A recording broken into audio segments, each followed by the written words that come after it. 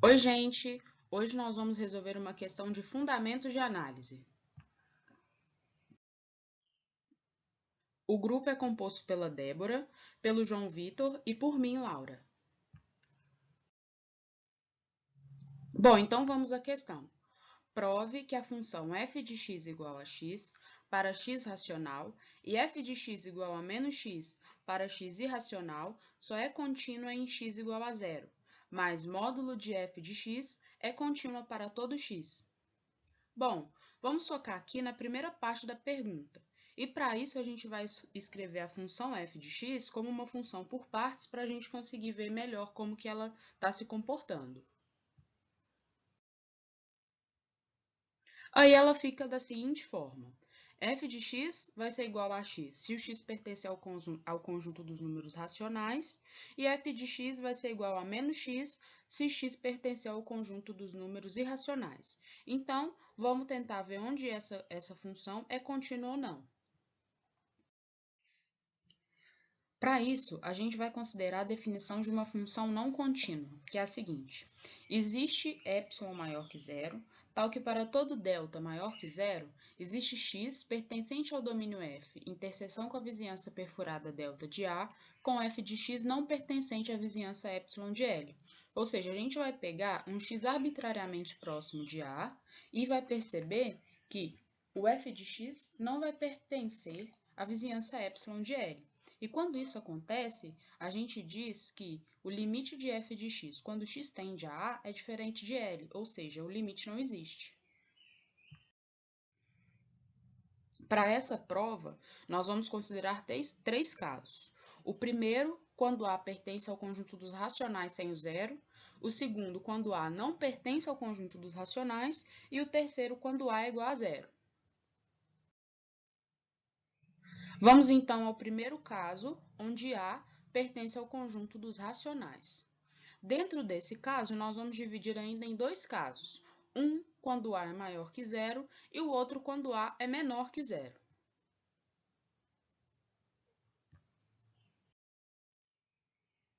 Vamos então para A maior que zero.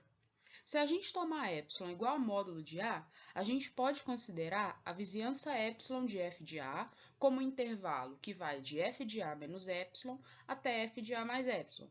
Agora a gente vai fazer as substituições. Se a gente reparar ali em cima na nossa lei de formação da função, como o nosso A pertence ao conjunto dos números racionais, o nosso f de A vai ser igual a A. E o nosso epsilon a gente já definiu como módulo de A. Então, fazendo a substituição no intervalo, a gente vai chegar que a nossa vizinhança epsilon de f de A vai ser igual ao intervalo que vai de 0 até 2A.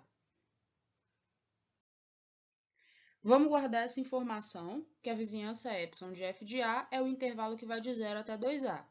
Agora, dado um delta maior que zero, seja um x pertencente a esse intervalo, que vai de A até A mais delta. Esse intervalo é a vizinhança perfurada delta de A. E com esse x que a gente está tomando, não pertencente ao conjunto dos racionais. Voltando ali na lei de formação da função, quando x não pertence ao conjunto dos racionais, o nosso f de x é igual a menos x. Então, a gente pode construir a seguinte desigualdade.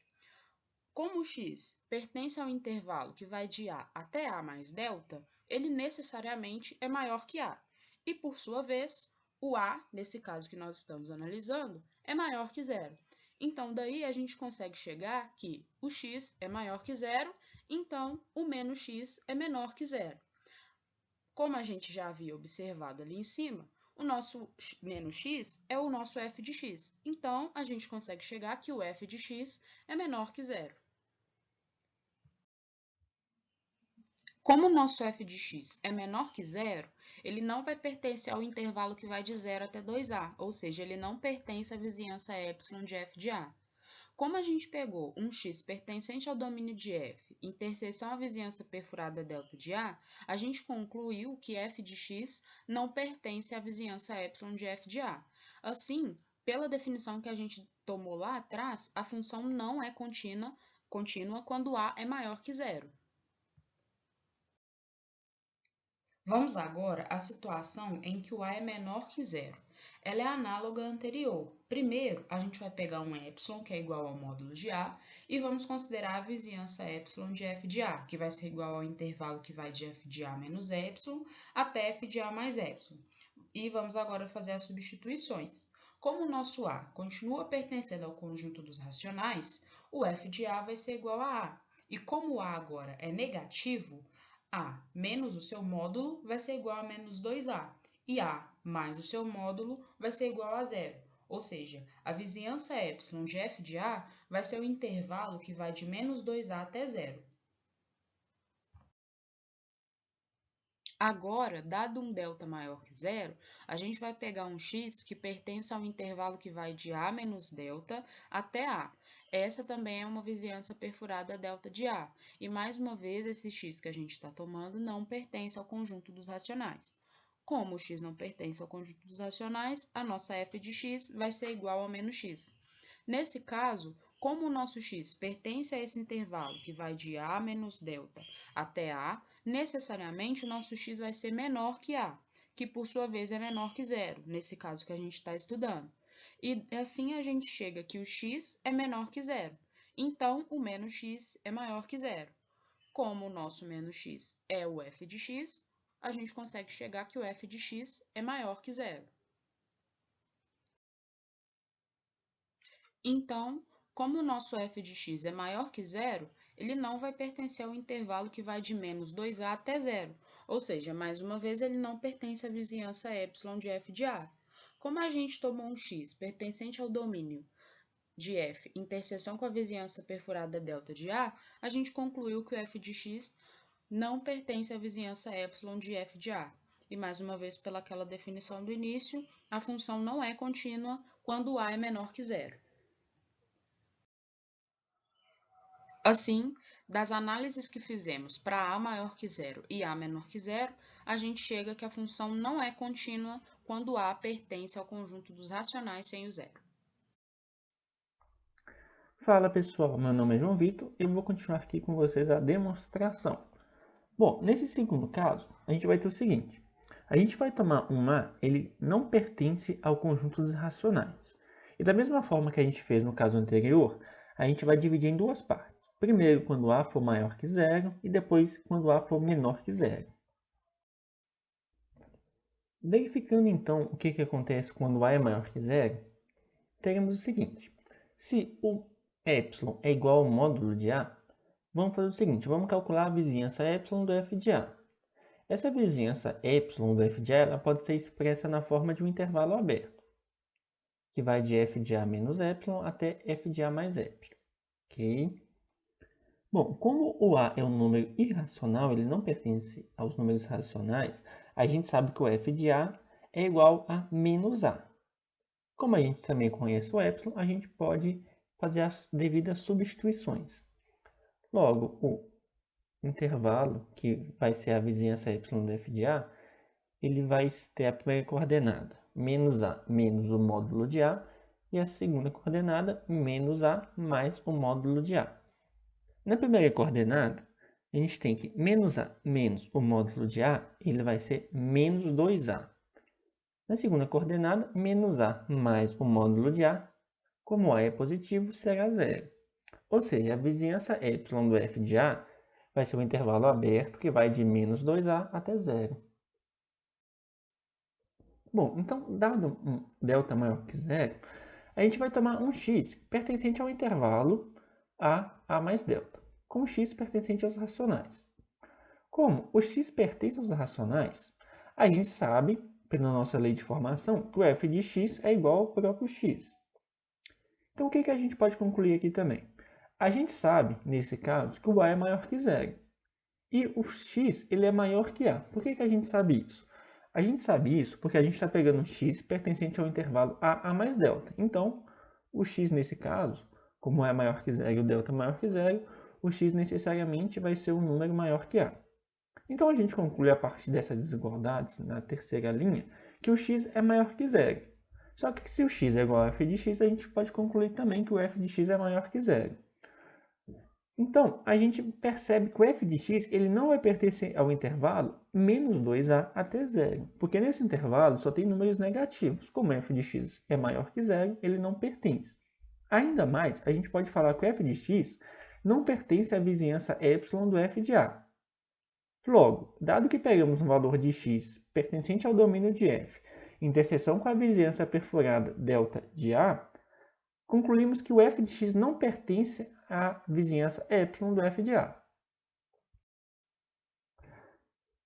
Então, a gente pode falar que existe um epsilon maior que zero, tal que, para todo delta maior que zero, existe x pertencente ao domínio de f em interseção com a vizinhança perfurada delta de a, com f de x não pertencente à vizinhança epsilon de L. Então, dizemos então que o limite de f de x quando x tende a é diferente de L. Bom, agora vamos tratar um caso em que o a é menor que zero. Para isso, de forma análoga, vamos tomar o epsilon como módulo de a. Mas, especificamente antes de entender essas linhas, vamos nesse quadrado vermelho. Bom, a gente sabe, pela construção que estamos fazendo, que o a não pertence aqui, ou seja, o a é um número irracional. E nesse caso em específico, a gente sabe que o a é menor que zero. Multiplicando essa desigualdade por menos 1, a gente vai chegar que o menos a é maior que zero. A gente sabe que o módulo desse valor ele é a. Só que, no caso, o menos a é um número maior que zero, pelo fato do a ser menor que zero. Ok? Bom, entendendo isso, vamos voltar aqui para o nosso cálculo da vizinhança. Calculando essa vizinhança epsilon do f de a, vai ser aquele intervalo aberto que vai de f de a menos epsilon até f de a mais epsilon. Bom, então, como o a é um número irracional, a gente sabe que o f de a é o número menos a, menos o epsilon. O epsilon é o módulo de a. O f de a gente sabe novamente que é o menos a, e o epsilon é o módulo de a. Quando a gente vai fazer essa soma menos a menos o módulo de a gente tem que isso vai ser zero. Por quê? O valor menos a, o número menos a, é um número positivo. Quando a gente fizer esse número que tem módulo a menos o módulo de a gente vai chegar em zero. E do outro lado a gente vai ter que menos a mais o módulo de a vai ser 2a, porque o menos a, lembrando, é um número positivo. Então, somando um número positivo com outro número positivo, vai ser um número também positivo. Ok? Então, essa vizinhança epsilon do f de a vai ser um intervalo que vai de 0 a 2a, intervalo aberto. Dado, então, um delta maior que zero, vamos tomar um x pertencente ao intervalo aberto a menos delta e a, com x pertencente aos racionais. Lembrando que como x pertence aos racionais, o f de x é o próprio x. Ok? Bom, então, a gente pode concluir através dessas relações que o x é menor que a, que é menor que zero. E a gente sabe também que o x é igual a f de x. Mas se o x é menor que zero, a gente conclui que o f de x é menor que zero. Logo, o f de x ele não vai pertencer ao intervalo aberto 0 a 2a, que corresponde à vizinhança epsilon do f de a. Logo, dado que pegamos um valor de x pertencente ao domínio de f, interseção com a vizinhança perfurada delta de a, concluímos que o f de x não pertence à vizinhança epsilon do f de a. Ou seja, nesse caso em específico que o a é irracional, tanto para valores positivos quanto para valores negativos, o f de x ele não pertence à vizinhança epsilon do f de a. O que vai significar para a gente que para nenhum valor de a irracional essa função é contínua. Então, agora vamos para o último caso em que o a é igual a zero. Bom, aqui é a Débora e agora eu vou dar continuidade ao nosso assunto. Antes de iniciarmos com o terceiro caso, primeiro nós vamos definir o que é uma função contínua. Seja f uma função e a pertencente ao domínio de f um ponto de acumulação em seu domínio, Nós vamos dizer que f é contínuo em A se dado um epsilon maior do que zero, existe delta também maior que zero, tal que se x pertence ao domínio de f e zero é menor que o módulo de x menos a, que é menor que delta, então o módulo de f de x menos f de a é menor que epsilon. E o que isso quer dizer? É que se a gente tomar um x tão próximo de a quanto a gente quiser, a nossa f de x vai estar também suficientemente próxima de f de a em sua vizinhança epsilon. E isso acontecer equivale a dizer que o limite de f de x quando x tende a A é igual a L, que nesse caso é igual a f de A. Agora, no terceiro caso, em que A é igual a zero, como ele é igual a zero, ele pertence aos racionais e o f de zero é igual a zero. Então, dado o epsilon maior do que zero, vamos tomar o nosso delta igual ao próprio epsilon. Se o módulo de x menos zero é menor do que o delta, que é igual a epsilon, com o nosso x real, então nós vamos subdividir em dois casos. No primeiro deles, quando o x pertence aos racionais. Então, o módulo de f de x menos o f de zero é igual ao módulo de x menos zero, que é menor do que o delta, que é igual a epsilon. De forma análoga, no segundo caso, quando x pertence aos irracionais. O módulo de f de x menos f de zero é igual ao módulo de menos x menos zero. Agora, se você reparar, nós podemos colocar o menos 1 em evidência, e isso nos daria que isso seria igual ao módulo de x mais zero. Mas isso também é igual ao módulo de x menos zero, que por hipótese nós sabemos que é menor do que o delta, que é igual a epsilon. Então, independente do caso, o módulo de f de x menos o f de zero é menor do que o epsilon. Então, como o limite de f de x quando x tende a zero é igual a f de zero, que é igual a zero, nós temos que a nossa f de x é contínua em x igual a zero, que era exatamente o que nós queríamos demonstrar. Agora, nós vamos provar que a nossa função em módulo é contínua para todo x.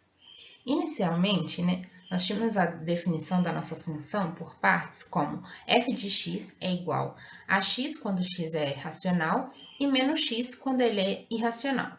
Como nós estamos agora tomando o módulo da nossa função, que é igual ao módulo de x, então ela em módulo vai ser igual a x quando x é maior ou igual a zero e menos x quando x é menor do que zero. Por hipótese, nós sabemos que o módulo de x menos a é menor do que delta. Agora vamos verificar o caso em que o a é maior ou igual a zero. Sendo assim, podemos dizer que existe um beta maior do que zero, tal que x maior do que zero pertence à vizinhança beta de a. E como x é maior do que zero, então f de x é igual a x. Dado um epsilon, então, maior do que zero, nós vamos tomar o nosso delta como um mínimo entre o beta e o epsilon. E assim, nós vamos ter que o módulo de f de x menos f de a é igual ao módulo de x menos a, que é menor do que delta. Repare que se o nosso delta for igual ao beta, quer dizer que o beta é menor do que o epsilon. Então, a nossa desigualdade vai ser válida. E a mesma coisa caso delta seja igual a epsilon. Sendo assim, o módulo de f de x menos f de a, ele vai ser menor que o delta, que é menor ou igual a epsilon. Agora, no caso em que o a é menor do que zero, podemos dizer também que existe um beta maior do que zero, tal que o x menor que zero pertence à vizinhança beta de a. E como o x é negativo, a f de x é igual a menos x. Então, dado um epsilon maior do que zero, de forma análoga à anterior, nós vamos tomar um delta igual ao menor entre o beta e o epsilon. Sendo assim, nós vamos ter que o módulo de f de x menos f de a é igual ao menos x menos a. Só que repare que o nosso a ele é negativo. Então, isso vai ser igual ao módulo de x mais a.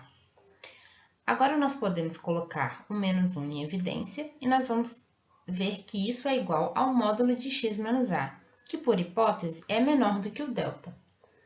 Da mesma forma como nós fizemos antes, isso não vai ferir a igualdade caso o nosso delta seja igual ao beta, porque se ele for igual ao beta, quer dizer que o beta é menor do que o epsilon. Então, de qualquer forma, o módulo de f de x menos f de a, ele vai ser menor que delta, que é menor ou igual a epsilon. Bom, eu espero que vocês tenham gostado e até a próxima, pessoal!